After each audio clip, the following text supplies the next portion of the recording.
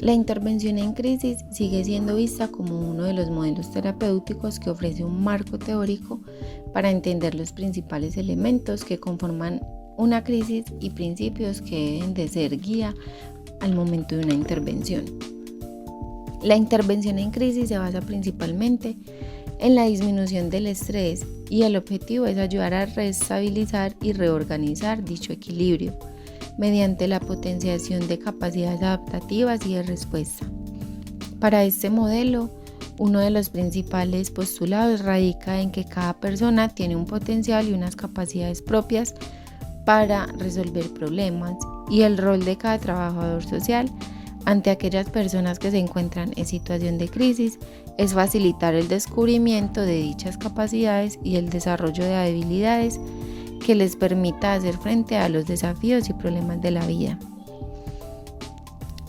La situación de crisis llevan al individuo a un estado temporal de desorganización y desequilibrio, en el que la gente experimenta una interrupción de su normal funcionamiento y debido a la incapacidad para enfrentar la situación, el individuo se encuentra frustrado, preocupado, disgustado y estresado.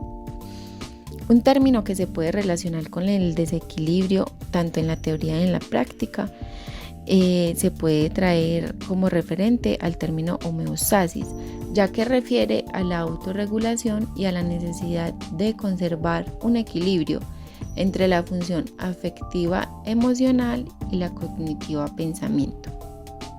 Dentro de la intervención de crisis se tienen 3 tipos. El primero es la amenaza. Acá puede encontrarse dirigida a las necesidades instintivas o sentimiento individual de autonomía e integridad. Como segundo tipo tenemos la pérdida. Puede tratarse de una persona o de la privación de una experiencia importante. Y por último tenemos el tipo del cambio, que puede ser para sobrevivir, crecer o presentar dominio o autoexpresión.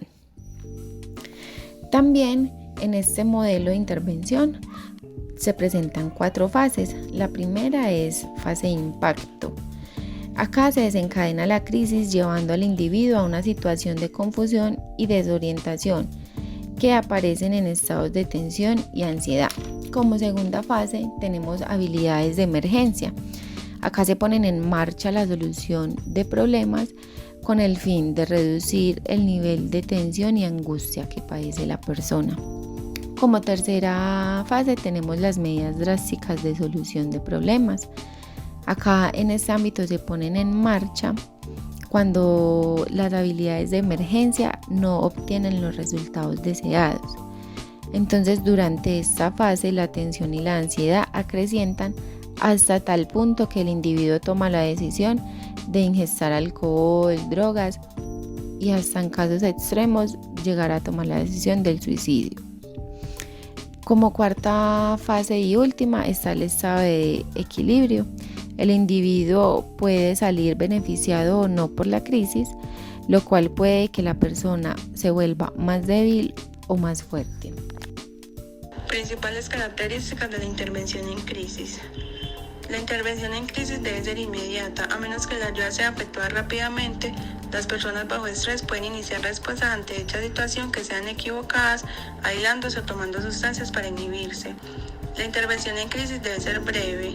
Esto implica una rápida evaluación y una limitación en el tiempo de la provisión de servicios. La intervención en crisis es una intervención especialmente centrada y estructurada. Una vez establecida la relación de ayuda y el contacto, se comienza con la necesidad de tener una exposición clara y organizada de los acontecimientos o del hecho que ha precipitado la aparición de la crisis. La intervención en crisis requiere el establecimiento de contactos más frecuentes y de diversa duración. Los encuentros son programados en intervalos de tiempo más cortos con el fin de ayudar a tranquilizar y organizar el pensamiento desequilibrado, desorganizado por la crisis. Parad, el pionero, fue uno de los primeros trabajadores sociales teóricos que propuso la utilización del enfoque de intervención en crisis en la práctica del trabajo social. Este señalaba ser partidario de la intervención en crisis, formulando que la posición del trabajador social dentro de un caso de crisis tenía 3 características: la del participante implicado, la del observador y la del agente de cambio. La actividad del trabajador social debía desarrollarse en dos frentes: en la formulación de un diagnóstico preciso y bien articulado, en un contacto de intervención terapéutica e inmediatos. Modelo de intervención en crisis y trabajo social.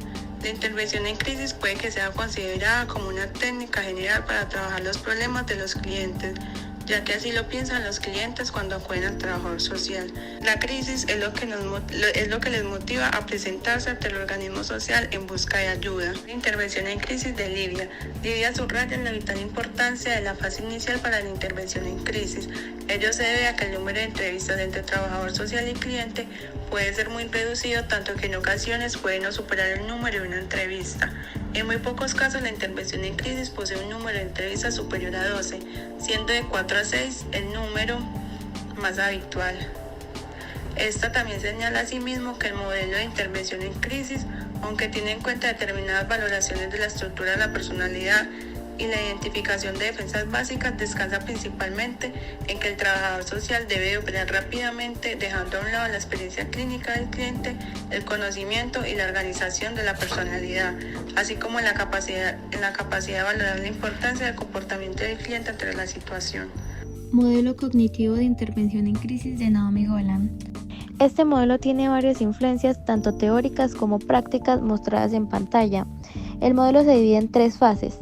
La inicial o formulación, donde se establece un contacto, se descubre y se determina cuál es el estado actual de la crisis y se da un diagnóstico. La media o desarrollo, en la que se lleva a cabo las tareas asignadas y los elementos son revisados, incluyendo los conflictos del pasado.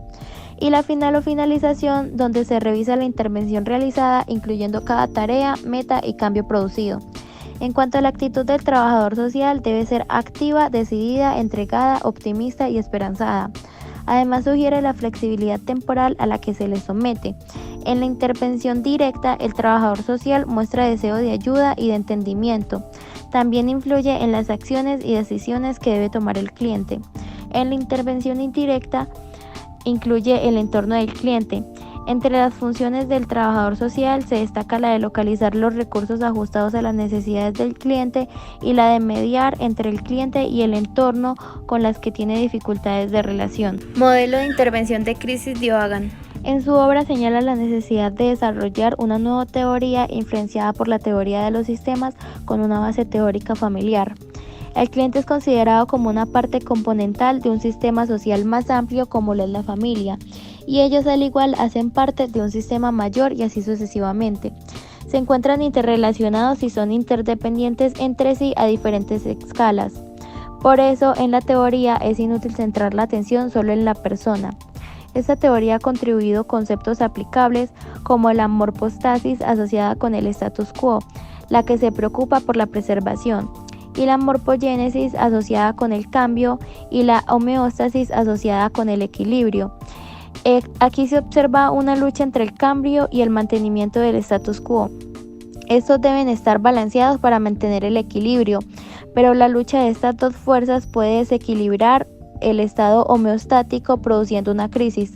La tarea del trabajador social es identificar el proceso y las personas implicadas en el conflicto. La preocupación de los profesionales sociales es cómo afrontar y ayudar a superar estas crisis. Este modelo es aplicable a los problemas sociales. Aportaciones. Primero, trata de una intervención activa y directa con el objetivo de ayudar a conseguir un estado tolerable de confort. Segundo, el focus se centra en el presente. Tercero, propone la necesidad de dar una respuesta rápida.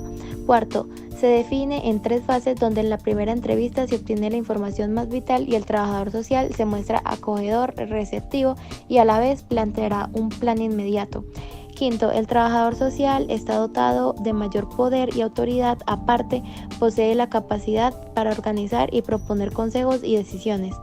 Críticas. Primero, se basa al hecho de que el trabajador social no interviene directamente sobre la crisis sino sobre el individuo. Segundo, se centra en el retorno del individuo a un estado de restauración de un desequilibrio social, no hacia el crecimiento que sería lo más propio del trabajo social.